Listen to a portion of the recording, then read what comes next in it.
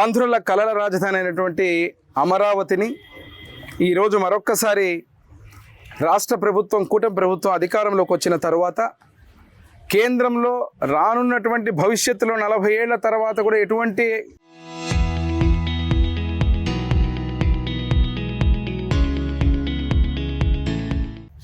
పరిపాలకులు వచ్చినా కూడా ఈ రాజధాని అంశాన్ని మార్చకూడదని చట్టం చేసి ఆ చట్ట ప్రకారంగా నరేంద్ర మోడీ గారి నాయకత్వంలో పార్లమెంట్లో ఆమోదం తెలిపినందుకు మేమందరం కూడా ఇక్కడ సంబరాలు చేసుకుంటున్నాం.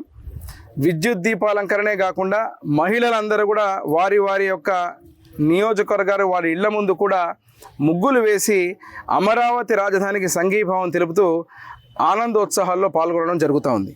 మరి ఈరోజు చూస్తున్నారు మీరు, గతంలో ఏదైతే ఒక వ్యక్తి అధికారంలోకి వచ్చిన తర్వాత ఒక్క అవకాశం అంటూ ఎలక్షన్ల ముందు నేను అమరావతిలోనే ఉంటానంటూ ప్రతిపక్ష నాయకుడిగా శాసనసభ సాక్షిగా అమరావతిని ఆమోదిస్తున్నా అంటూ, ఇంకా వీలైతే ఎక్కువ ఎకరాలు తీసుకోండి, ఒక రాష్ట్రం చిన్నగా అయిపోయింది విడదీసిన తర్వాత, కాబట్టి అమరావతిని నమ్మకంగా ముందుకు తీసుకోవాల్సిన బాధ్యత మనందరి మీద ఉందని చెప్పి అధికారంలోకి వచ్చిన వెంటనే మాట మార్చి ప్రాంతాల మధ్యలో చిచ్చు పెట్టే విధంగా 3 రాజధానులు అంటూ మా కర్నూలుకు న్యాయ రాజధాని, అదే రకంగా ఎగ్జిక్యూటివ్ క్యాపిటల్ ఏదైతే అమరావతి అంటూ, విశాఖకు ఆర్థిక రాజధాని అంటూ 3 ముక్కలాటలు మొదలుపెట్టిన ఘనత గత ఉన్న ముఖ్యమంత్రి జగన్మోహన్ రెడ్డిది.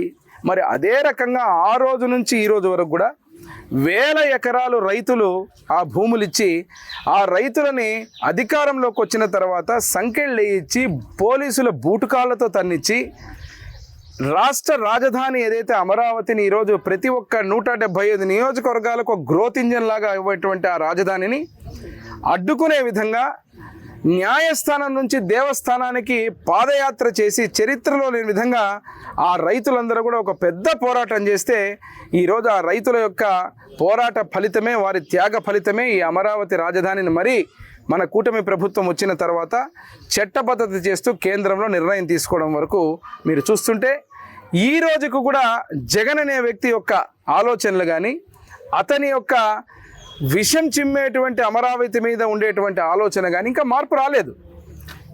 నేను ఆశ్చర్యపోయినా, నేను గమనించాను. కనీసం ఇప్పటికైనా గతంలో మీరు విషం చిమ్మిన తర్వాత రాష్ట్ర రాజధానిని ఏ రకంగా నాశనం చేసి శ్మశానంతో పోల్చారు, రాజధాని అమరావతి అంటే మునిగిపోతుందని విష ప్రచారం చేశారు, అదే రకంగా మహిళలందరినీ కూడా అవమానపరిచే విధంగా వేశ్యల రాజధాని అని మాట్లాడారు.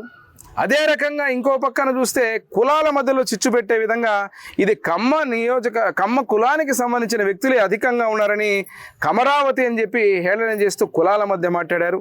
అంటే ఇవన్నీ ఎందుకు చెబుతున్నామంటే, ఇంత విష ప్రచారాన్ని ఉన్నది లేనట్టు లేనిది ఉన్నట్టు విషయం చిమ్ముతూ 3 రాజధానులు ఎక్కడా లేని విధంగా ఈరోజు మా రాయలసీమకు కూడా అన్యాయం చేస్తూ ఒక డ్రామా ఆడిన వ్యక్తి నిన్న చట్టబద్ధత జరుగుతూ ఉంటే కనీసం ఇప్పటికైనా బుద్ధి తెచ్చుకొని మారతాడనుకుంటే ఆశ్చర్యం అనిపిస్తుంది. ఆయన ఏమంటాడు, ఈ యొక్క అమరావతి పేరు కాదు మావిగన్ అని పెట్టాలంట. మావిగన్ అంటే మీకేమన్నా బుద్ధి జ్ఞానం ఉందా అని అడుగుతున్నా. ఎందుకంటే ప్రజలు నవ్వుతున్నారు.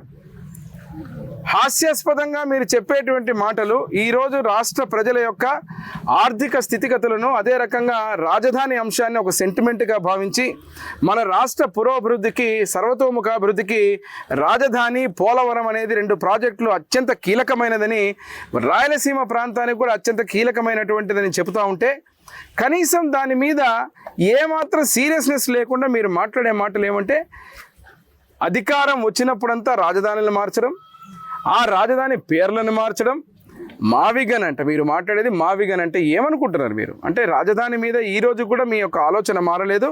అంటే రేపు మళ్ళా మీరు కలలు కంటున్నారు, అధికారం వస్తే రేపు మళ్ళా కూడా పొరపాటుకు కూడా ఇక్కడ అధికారం మీకు వస్తే ఆ పొరపాటుకు అధికారం వచ్చిన తర్వాత మళ్ళీ రాజధానిని నాశనం చేయాలనే అజెండాని మన చట్టబద్ధతతో ఈరోజు దేశంలోని అన్ని